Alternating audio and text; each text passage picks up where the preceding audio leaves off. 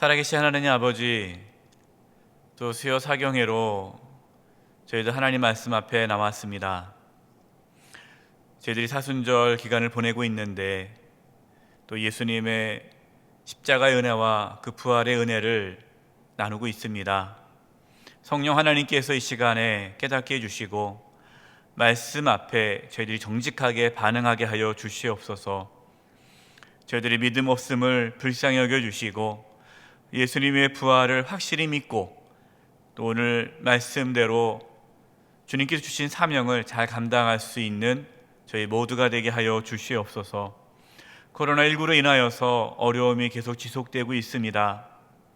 특별히 몸이 연약한 우리 성도님들 지켜주시고 보호하여 주시고 강건케 되게 도와주시며 코로나19로부터 어려움 당하지 않도록 지켜주시옵소서.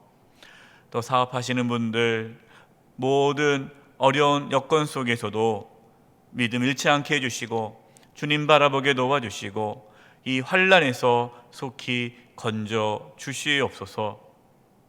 우리 사랑하는 성도님들 이제 하나님 말씀 앞에 굴복하고자 합니다. 성령님께서 함께 해주시고 시간 말씀을 나눌 때에 우리 가운데에 임하여 주시옵소서. 주님께 부탁드리옵고 예수님의 이름으로 기도드립니다. 아멘. 할렐루야. 우리 사랑하는 성도 여러분 평안하셨습니까? 수요 사경에 이제 말씀을 나누려고 합니다. 가스페 프로젝트 십자가와 부활 11번째 말씀입니다. 오늘 말씀의 제목은 지상 명령입니다. 부활하신 예수님께서 제자들을 세상으로 보내시는 장면이 오늘 말씀에 나옵니다. 부활하신 예수님을 만난 제자들 여전히 부족하고 연약하죠. 그럼에도 불구하고 예수님께서는 이제 제자들을 세상으로 보내십니다. 제자들은 예수님의 보내심을 받게 되죠. 그래서 이제 제자에서 사도가 되는 것입니다. 보내심을 받은 자, 사도의 사명을 감당하게 되죠. 오늘 말씀에 예수님께서 제자들에게 주신 말씀은 그 지상 명령은 제자들에게만 주신 것이 아니라 예수님을 믿는 모든 그리스도인에게 주시는 사명입니다. 저와 우리 성도님들에게 주신 이 사명, 지상 명령, 오늘 말씀을 통해 저희가 또 깨닫고 이 지상 명령에 또 순종하고 이 귀한 사명을 잘 완수하는 저와 우리 성도님 되시기를 간절히 바랍니다. 첫 번째입니다. 부활하신 왕의 권능으로 열방을 향해 가라. 1번, 부활하신 예수님을 만난 제자들은 어디로 갔습니까? 본문 16절입니다. 11 제자가 갈릴리에 가서 예수께서 지시하신 산에 이르러. 예수님께서 말씀하셨죠. 이제 예수님께서 부활하시면 너희들보다 먼저 갈릴리로 갈 것이다. 갈릴리에서 만나자라는 말씀을 하셨습니다. 제자들은 그걸 깨닫지 못했지만 부활하신 예수님께서 제자들에게 말씀하셨죠. 갈릴리에서 만나자. 제자들은 예수님의 말씀에 순종하여서 갈릴리로 갔습니다. 제자들은 예수님 말씀에 순종하여 갈릴리에 가서 예수님께서 지시하신 산에 이르렀습니다. 예수님께서 지시한 이 산이 어떤 산인지는 정확히 알 수는 없습니다. 그러나 우리가 성경을 보면요, 이 산이라는 것은 특별한 의미가 있죠. 예수님께서 어떠한 귀한 말씀을 전하실 때 산 위에 오르셔서 말씀을 전하지 않았습니까? 또 예수님께서 제자들을 부르실 때도 예수님이 산에 올라가셔서 기도하신 후에 제자들을 세우십니다. 그래서 이 산이라는 것은 아주 중요한 의미가 있죠. 그래서 예수님께서 제자들에게 산에서 만나자라는 것은 예수님께서 중요한 말씀을 제자들에게 하시겠다라는 뜻이 있습니다. 제자들은 예수님의 말씀에 순종하여 갈릴리 또 예수님이 지시한 산에 이르렀지만 여전히 예수님에 대한 의심이 있었습니다. 우리 이 말씀을 통해 알 수 있는 사실은 하나님의 말씀에 순종하여도 여전히 그 마음 가운데 의심이 있을 수 있다라는 거예요. 두 번째입니다. 예수님을 배웠고 경배하지만 어떠한 마음이 들었습니까? 오늘 본문 17절입니다. 예수를 배웠고 경배하나 아직도 의심하는 사람들이 있더라. 여러분, 부활하신 예수님을 만났어요? 직접 뵙고요, 경배도 합니다. 그러나 11명의 제자들 중에 아직도 의심하는 사람들이 있다라는 거예요. 부활하신 예수님을 두 눈으로 보았지만 여전히 그 예수님의 부활하심을 의심하는 자들이 있다라는 겁니다. 여러분, 우리가 이해가 안 되죠. 우리는 이렇게 생각하지 않습니까? 만약에 우리가 예수님의 제자들이라면 정말 예수님을 잘 믿을 텐데 우리는 예수님의 기적을 두 눈으로 안 보고 믿지 않습니까? 근데 제자들은 3년 동안 예수님의 그런 놀라운 기적을 보았고요, 예수님의 죽으심도 보았고 예수님의 부활도 보았습니다. 엄청난 많은 체험을 했어요. 그렇다면 예수님을 잘 믿을 텐데 어떻게 이렇게 제자들은 여전히 의심하는 자들이 있을까? 우리 이해가 되지 않죠? 여러분, 그러나 믿음이라는 것은 어떠한 체험을 통해서 생기지 않는다라는 것입니다. 우리 중에 그런 생각 가지신 분들이 계세요. 목사님, 저도 뭔가 특별한 영적인 체험을 하면 잘 믿을 텐데 저는 특별한 영적인 체험이 없습니다 라고 말씀하시는 분들이 있어요. 여러분, 우리가 특별한 영적인 체험을 하면 예수님을 잘 믿을까요? 물론 어떤 영적인 체험이 우리의 신앙에 큰 도전이 되기도 합니다. 도전을 줍니다. 영적인 체험은 중요해요. 그러나 어떠한 영적인 체험, 어떠한 특별한 체험, 어떠한 기적을 체험해야 믿음이 생기는 것은 아닙니다. 왜냐? 믿음은 하나님의 은혜로 생긴다라는 거, 은혜. 저와 여러분에게 하나님의 은혜가 있어서 예수님을 믿을 수 있게 된 것입니다. 우리는 이 믿음이라는 것이 하나님의 은혜임을 깨달아야 돼요. 그래서 오늘 이 프린트물 본문입니다. 에베소서 2장 8절, 현대어 성경으로 제가 번역해서 올렸는데요. 함께 한번 읽어보겠습니다. 시작. 여러분이 그리스도를 믿음으로 구원받은 것은 순전히 하나님의 은혜입니다. 여러분이 그리스도를 믿게 된 것조차도 여러분의 자발적인 의지로 된 것이 아니라 하나님께서 주신 선물인 것입니다. 아멘. 제가 이 본문을 가지고 많은 말씀을 전했어요. 중요한 말씀이에요. 우리가 예수님을 믿는 것조차, 우리의 그 믿음이 우리의 어떠한 자발적인 의지로 된 것이 아니라는 거예요. 내가 믿고 싶어서 믿은 것이 아니라는 겁니다. 여러분, 믿음은 하나님께서 주신 선물이라는 거예요. 그러니까 제자들이 부활하신 예수님을 직접 보았지만 여전히 그들 마음 가운데 의심이 있었다라는 겁니다. 이스라엘 백성들을 보세요. 여러분, 이스라엘 백성들 광야에서 40년 동안 하나님의 기적을 체험하지 않았습니까? 매일매일 매 순간순간 하나님의 기적을 체험했지만 그러나 그들은 계속해서 그 하나님의 어떤 능력, 하나님의 말씀을 의심하지 않습니까? 이처럼 믿음은 어떠한 체험을 통해서 우리에게 생기는 것이 아니라 하나님의 은혜로 생기는 것입니다. 그렇기 때문에 우리는 예수님을 믿을 수 있는 그 믿음의 은혜가 있기를 간절히 구하며 살아가는 것이죠. 저와 여러분 가운데 예수님을 믿을 수 있는 그 믿음의 은혜가 부어지기를 간절히 바랍니다. 유다서 1장 20절, 23절이에요. 우리 프린트물입니다. 유다서 1장 20에서 23절이에요. 사랑하는 자들아, 너희는 너희의 지극히 거룩한 믿음 위에 자신을 세우며 성령으로 기도하며 하나님의 사랑 안에서 자신을 지키며, 그러니까 자신을 뭘 어떻게 지키는 겁니까? 거룩한 믿음 위에 자신을 세우고 그 믿음을 지키는 거예요. 영생에 이르도록 우리 주 예수 그리스도의 긍휼을 기다리라. 이 12절 보세요.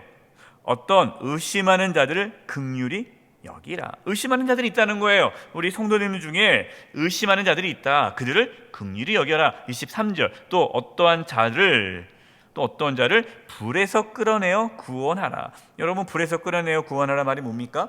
지옥으로 가는, 믿음의 길을 떠나 잘못된 멸망의 길로 가는 그 자들을 끌어내어 구원하라. 또 어떠한 자를 그 육체로 더럽힌 옷까지도 미워하되 두려움으로 긍휼히 여기라. 육체의 어떤 더러움, 그러니까 죄악에 빠져서 살아가는 그 사람들을 미워하되, 그러니까 미워하는데 그 사람을 미워하라는 것이 아니라 그의 악한 행위를 미워하지만 두려움으로 그들을 긍휼히 여겨라. 그들이 하나님의 심판에 이를 것을 두려워함으로, 또한 우리도 저렇게 죄악의 길에 빠질 것을 두려워함으로 그들을 긍휼히 여김으로 붙잡아 주라라는 거예요. 여러분, 우리가 예수님을 믿죠. 하나님의 은혜로 예수님 믿습니다. 하나님의 선물이에요. 그러나 우리가 이 믿음의 길을 걸어가는데 사탄은 끊임없이 우리 가운데 의심을 줍니다. 끊임없이 우리 가운데 의심이 찾아와요. 그래서 우리는요, 그 믿음을 지키기 위해 애써야 돼요. 물론 믿음은 하나님의 선물이지만, 그러나 하나님께서 우리에게 주신 그 믿음을 지키기 위해 하나님의 사랑 안에서 자신을 지켜나가는 거예요. 이게 믿음 생활입니다. 하지만 우리는 연약하기 때문에 끊임없이 의심이 또 들어요. 그렇기 때문에 서로가 믿음을 붙잡아주고 격려하고 끌어줘야 되는 거예요. 의심하는 자들을 긍휼히 여기고 그들을 인도해 주어야 됩니다. 하나님께서 교회라는 공동체를 만드신 이유가 바로 그것 때문이에요. 여러분, 우리는 연약합니다. 그래서 때로 의심이 들 때가 있고 믿음에서 실족할 그런 많은 유혹과 그러한 사탄의 공격들이 있어요. 그렇기 때문에 우리는 서로 붙잡아줘야 돼요. 바로 이것이 하나님께서 교회 공동체를 우리에게 주신 이유입니다. 우리가 코로나19로 인해서 예배당에 모여서 성도들을 못 만나지 않습니까? 여러분, 이것이 영적인 큰 위기가 됩니다. 왜냐하면 서로 붙잡아주고 서로 격려해주고 서로 기도해줘야 되는데 못 만나니까 이 영적인 어떠한 연결이 약화되면 약화될수록 우리의 믿음의 위기가 찾아오는 거예요. 그래서 코로나19로 우리가 얼굴을 맞대어 교제하지 못하지만 더욱 이럴수록 우리 성도들끼리 서로 전화로 기도해주고 서로 전화로 서로 안부를 묻고 서로 기도해주고 서로 권면해주고 믿음에서 떠나지 않도록 이렇게 격려해주는 것이 참 중요합니다. 세 번째, 예수님은 하늘과 땅의 권세를 누구에게 주셨다고 하십니까? 18절입니다. 예수께서 나와 말씀하여 이르시되 하늘과 땅의 모든 권세를 내게 주셨으니, 하늘과 땅의 모든 권세를 예수님에게 주셨어요. 예수님. 그렇기 때문에 예수님이 주님이 되시는 거예요. 여러분, 이것이 이제 빌립보서 2장 9절에서 11절 말씀입니다. 우리 프린트문에 있습니다.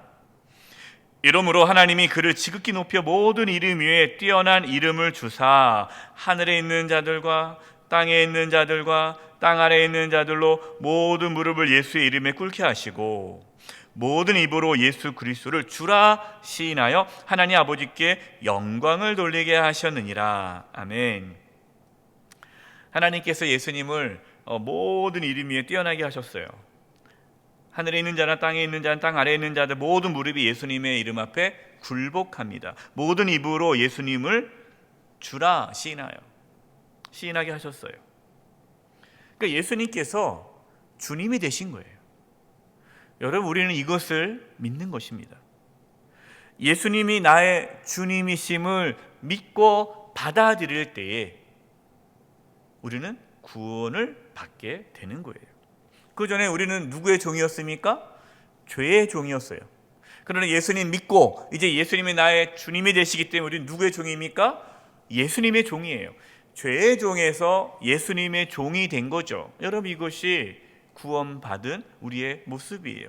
그렇기 때문에 우리는 예수님이 나의 주님이시기 때문에 우리는 예수님의 말씀에 순종하는 것입니다. 우리 주님 되신 예수님께서 우리에게 어떤 말씀을 하십니까? 두 번째, 부활하신 왕을 선포하며 제자로 삼으라. 1번입니다. 예수님은 제자들에게 첫 번째 무엇을 하라고 하십니까? 19절 앞에 부분이에요. 그러므로 너희는 가서 가라. 예수님께서 제자들에게 하신 첫 번째 메시지는요, 명령은 가라는 거예요. 가라. 어디로 가랍니까? 세상으로 가라. 세상으로 가는 거예요. 프린트물입니다. 요한복음 17장 18절입니다. 아버지께서 나를 세상에 보내신 것 같이 나도 그들을 어디에? 세상에 보내었고.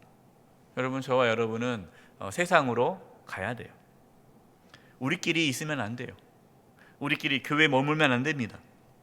여기가 좋사오니 우리끼리 있으면 안 돼요. 세상으로 나아가야 돼요. 여러분, 우리가 갈 곳은요, 세상입니다. 세상이 어떤 곳입니까? 세상은 예수님을 주님이라고 고백하지 않는 곳이에요. 그 곳에 가는 거예요. 하나님의 나라가 이루어지지 않은, 아직 하나님의 나라가 세워지지 않은 그 세상으로 가는 거예요. 여러분, 이것이 우리가 가야 할 곳이에요. 사람들이 알아주고 환영해주고 거기에 그냥 기쁨과 즐거움이 있는 교회 공동체 안에만 머무는 것이 아니라 나아가는 거예요. 우리가 교회에 모이죠. 모여서 함께 예배하고 모여서 함께 교제하고, 그러나 우리가 함께 모여서 예배당에 모여서 교회 공동체 안에서 모여서 예배하고 또 나누고 교제하고 사랑하는 것은 뭐 하기 위해요? 흩어지기 위해, 세상으로 가기 위해 우리는 또 모이는 거예요. 여러분 지금 어디로 가고 있습니까? 세상으로 가고 있습니까? 아니면 세상에는 나가지 않고 그냥 내가 좋아하는 사람들끼리만, 그냥 우리끼리만 교회 공동체 안에서만 머물기를 원하십니까? 우리 어떤 집사님께서 최근에 이제 다치셨어요. 다치셔서 병원에 입원하셨는데 이제 퇴원을 하셨어요. 퇴원을 하시고 이제 통원 치료하시는데, 통원 치료하러 병원 갈 때마다 함께 병실에 있었던 그 환자분들, 그들에게 가서 복음을 전하고 간식을 사들고 가서 복음을 전하신다는 거예요. 여러분, 얼마나 멋진 모습입니까? 우리는 세상으로 나아가야 돼요. 아직 예수님을 모르는 자들에게 가야 됩니다. 그것이 세상이에요. 만약에 우리가 세상에 지금 나아가고 있지 않다, 그럼 우리는 지금 예수님의 명령에 순종하지 않은 것입니다. 두 번째, 예수님은 제자들에게 두 번째 무엇을 하라고 하십니까? 19절 두 번째예요. 그러면 너희는 가서 모든 민족을 제자로 삼아. 모든 민족을 제자로 삼으라는 거예요. 여러분, 제자 삼으라, 이것이 두 번째 예수님의 명령이에요. 첫 번째 가라. 근데 우리가 왜 가야 됩니까? 모든 민족을 제자 삼기 위해 가는 거예요. 내가 좋아하는 사람이 아니라 모든 민족, 모든 민족을 제자 삼는 거예요. 사도행전 14장 21절 22절입니다. 프린트물이 있습니다. 사도행전 14장 21, 22절. 복음을 그 성에서 전하여 많은 사람을 뭐로 삼고요? 제자로 삼고. 지금 바울이 복음을 전하면서 많은 사람을 제자로 삼고 루스드라와 이고니온과 안디옥으로 돌아가서 22절 제자들의 마음을 굳게 하여 이 믿음에 머물러 있으라 권하고, 또 우리가 하나님의 나라에 들어가려면 많은 환난을 겪어야 할 것이라 하고. 바울은 다니면서 복음을 전했죠. 각 성에 가면서 복음을 전했는데, 그 바울이 많은 사람을 뭘로 삼았다는 겁니까? 제자로 삼았다는 거예요. 제자로. 여러분, 제자란 어떤 자입니까? 배우는 자예요. 가르침을 받는 자가 제자예요. 제자. 가르침을 받는 자. 근데 누구의 제자입니까? 나의 제자가 아니라 예수님의 제자로 삼으라는 거예요. 예수님의 제자. 그러니까 예수님이 주님 아닙니까? 주님? 예수님이 우리의 주님이시잖아요. 그러니까 예수님의 제자로 삼아라라는 말은 예수님을 나의 주님으로 모시고 예수님을 따라가는 자로 만들어라. 이게 제자예요. 그래서 우리는 모든 사람들이 예수님을 주님으로 모시고 예수님을 따라갈 수 있도록 예수님의 제자로 사람을 세워야 된다는 것. 여러분, 이것이 두 번째 주신 명령이에요. 우리 세상으로 가서 모든 사람을, 모든 민족을 예수님의 제자로 삼아야 돼요. 세 번째, 예수님은 제자들에게 세 번째 무엇을 하라고 하십니까? 19절 후반부예요. 그러므로 너희는 가서 모든 민족을 제자로 삼아 아버지와 아들과 성령의 이름으로 무엇을?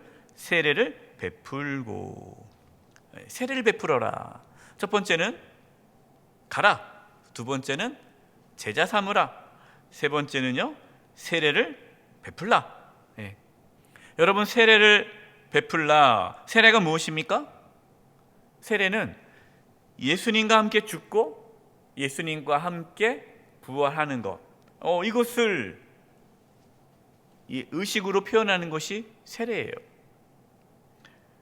그러니까 세례를 내가 받았다라는 것은 내가 예수님과 함께 죽었고 예수님과 함께 살아났다라는 것을 믿음으로 받아들이고 하는 의식이 세례예요.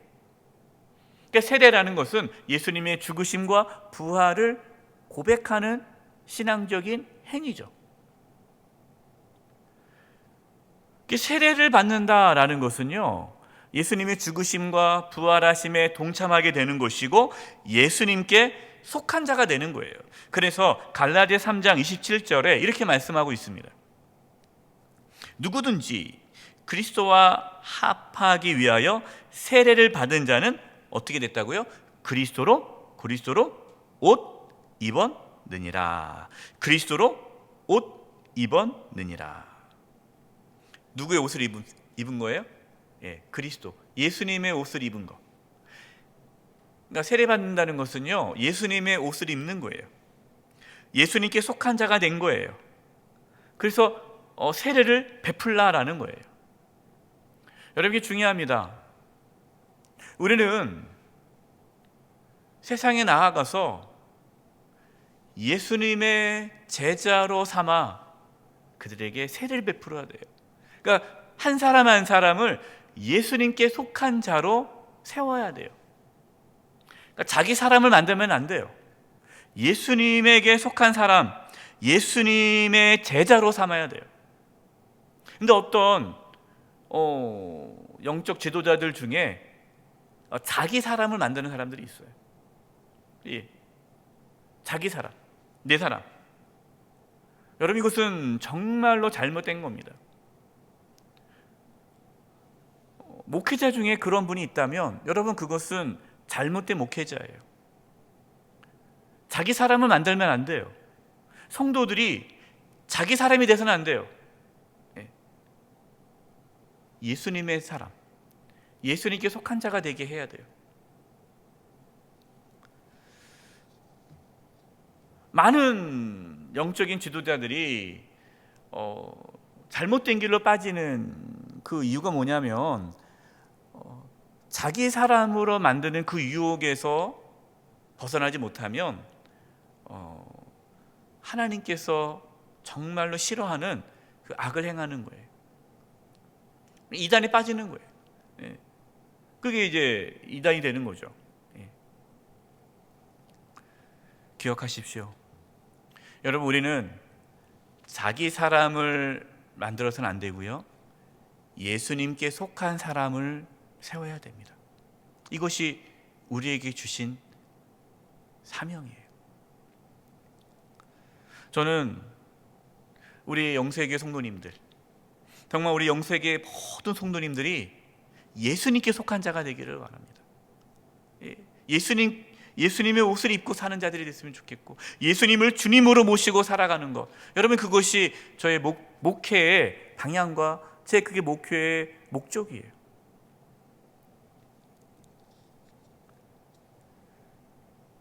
세 번째, 부활하신 왕께서 명령하신 모든 것을 가르쳐 지키게 하라. 1번, 예수님은 제자들에게 어떠한 사명을 주셨습니까? 20절 전반부입니다.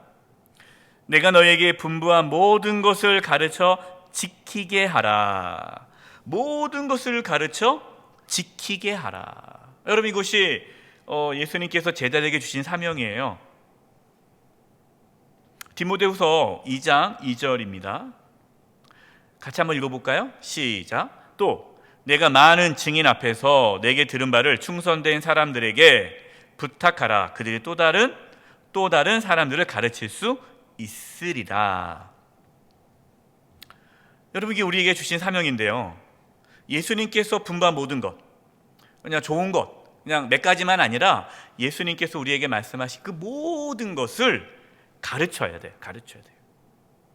그러면 교회의 사명이 뭐냐? 교회는요, 예수님께서 하신 모든 말씀을 가르쳐야 될 사명이 있는 거고요, 목회자는 가르쳐야 되죠. 그리고 지키게 하라. 그거를 지키도록 가르쳐 지키게 해야 돼요. 여러분, 이것은요 목회자들만 주신 사명이 아닙니다. 모든 그리스도인들에게 주신 사명이에요. 그래서 우리 모든 성도님들은 예수님께서 분부한 모든 것을 가르쳐야 돼요. 다른 사람에게 가르쳐서 그 사람이 그 말씀을 지킬 수 있도록 지도해 줘야 돼요. 여러분, 이것이 우리 모든 그리스도인의 사명입니다. 구역 지도자들은 구역원들이 하나님의 말씀대로 살아가도록 지도하고 인도해 줘야 돼요. 이제 우리 교회가 1:1 양육을 하지 않습니까? 아직은 지금 현재로는 우리 목회자들이, 교육자들이 1:1 양육을 하고 있어요. 그러나 이제 교육자들이 1:1 양육이 다 끝나고 나면 내년부터는 우리 성도님들이 1:1 양육 받으신 분들이 또 1:1 양육자로서 서게 될 것입니다. 왜 그렇게 합니까? 가르쳐 지키게 하라라는 이 사명을 감당하기 위해서 우리 성도님들이 또 다른 성도님들을 양육하고 가르치는 그 사역을 하는 거예요. 우리가 오이코스가 또 있지 않습니까? 오이코스라는 모임을 통해서 오이코스 섬김이가 그 오이코스 속해 있는 분들을 또 섬기는, 양육하는 거예요. 서로 배우고 서로 가르쳐 지키도록 권면하는 공동체가 오이코스예요. 그렇다고 이렇게 오이코스 섬김이가 선생님이 되어서 칠판 갖다 놓고 막 가르치라, 그 뜻은 아니고요. 여러분, 우리가 이 구역 안에서 또 오이코스 공동체 안에서 또 각 공동체 안에서 서로가 예수님의 말씀대로 살아갈 수 있도록 서로 권면하고 서로 도와주는 거예요. 이것이 우리의 사명입니다. 두 번째, 예수님은 제자들에게 무엇을 약속하셨습니까? 20절 부분이에요. 내가 너희에게 분부한 모든 것을 가르쳐 지키게 하라. 볼지어다 내가 세상 끝날까지 너희와 항상 함께 있으리라. 예. 항상 함께 있으리라. 예수님께서 제자들에게 무엇을 약속하셨습니까? 너희와 항상 함께 있겠다. 항상 함께 있겠다. 함께 하겠다라는 거예요.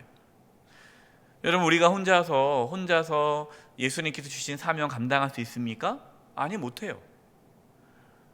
우리는 갈 수도 없고 또 제자 삼을 수도 없고 세례 줄 수도 없고 가르쳐 지키게 할 수 없어요. 우리에게 그런 능력이 없습니다. 그러나 우리가 할 수 있는 것은 예수님께서 나와 함께 하시기 때문에 그 사명을 감당할 수 있는 거예요.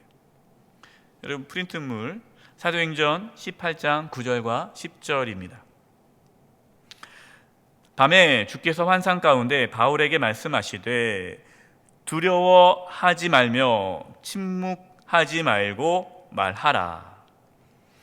내가 너와 함께 있음에 어떠한 사람도 너를 대적하여 해롭게 할 자가 없을 것이니 이는 이 성중에 내 백성이 많음이라 하시더라. 아멘. 바울이 복음을 전하는데 두려움이 있었어요. 두려움이 있자 주님께서 밤 가운데 환상 가운데 말씀하셨습니다. 뭐 하지 마라? 두려워하지 말아라. 여러분, 바울도 두려웠습니다. 바울도 가서 복음을 전하고 세례를 베푸는, 가르쳐 지키게 하는 이 모든 것들 쉽지 않았어요. 왜? 박해가 있었고 고난이 있었습니다. 환난이 있었습니다. 그러나 바울이 그렇게 할 수 있었던 것은 내가 너와 함께 있음에 어떠한 사람도 너를 대적하여 해롭게 할 자가 없을 것이니, 주님께서 바울과 함께 하시기 때문에 그 일을 감당할 수 있었습니다. 결론입니다. 여러분, 오늘 말씀을 통해서 예수님께서 제자들에게 지상명령을 주셨죠. 그것이 뭡니까? 세상으로 가서 예수님의 제자로 삼아 예수님께서 말씀하신 그 모든 것을 가르쳐 지키게 하는 것, 가르쳐 지키게 하는 것. 여러분, 이것이 예수님께서 우리에게 주신 사명이에요. 여러분, 여러분의 관심이 무엇입니까? 지금 여러분의 관심은 무엇입니까? 저와 여러분의 관심이 예수님의 말씀을 가르쳐 지키게 하는 데 있었으면 좋겠습니다. 우리의 가정, 여러분, 우리가 부모 아닙니까? 우리는 자녀들에게 주님의 말씀을 가르쳐 지키게 해야 할 책임과 의무가 있는 거예요. 그래서 우리는 우리의 자녀들을 예수님의 제자로 삼아야 돼요.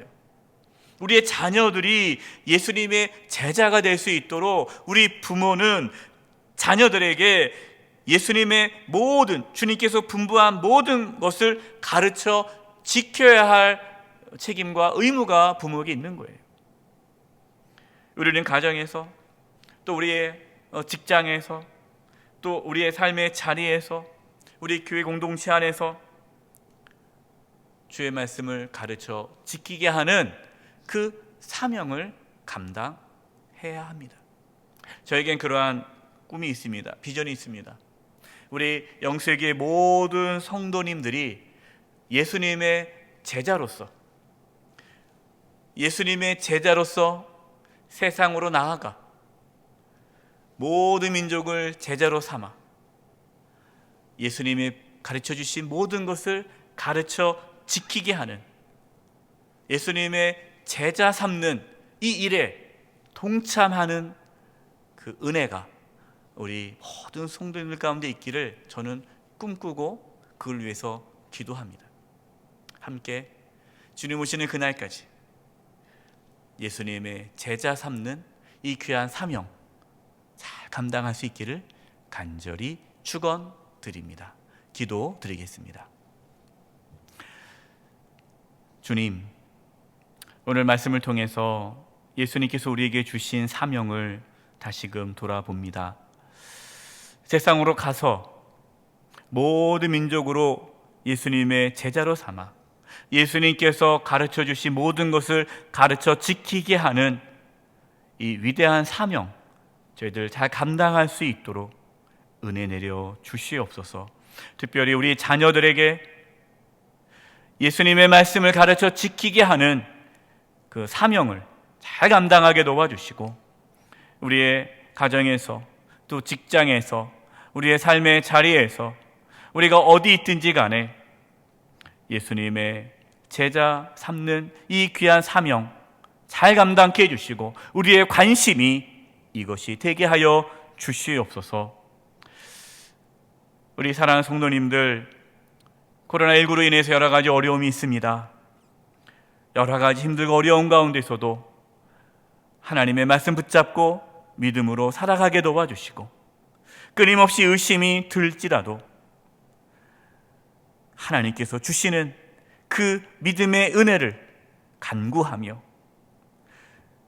때로 우리 가운데 의심이 찾아올지라도 끝까지 믿음을 지키며 나아갈 수 있도록 도와주시고, 또 의심하는 자, 믿음이 연약하여 흔들린 자 권면하며 붙잡아줌으로 함께 우리 모든 성도들이 끝까지 믿음의 길 걸어갈 수 있도록 도와주시옵소서.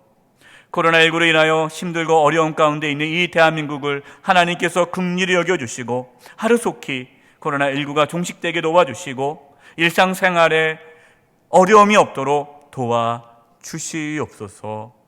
주님께 부탁드리옵고 예수님의 이름으로 기도드립니다. 아멘.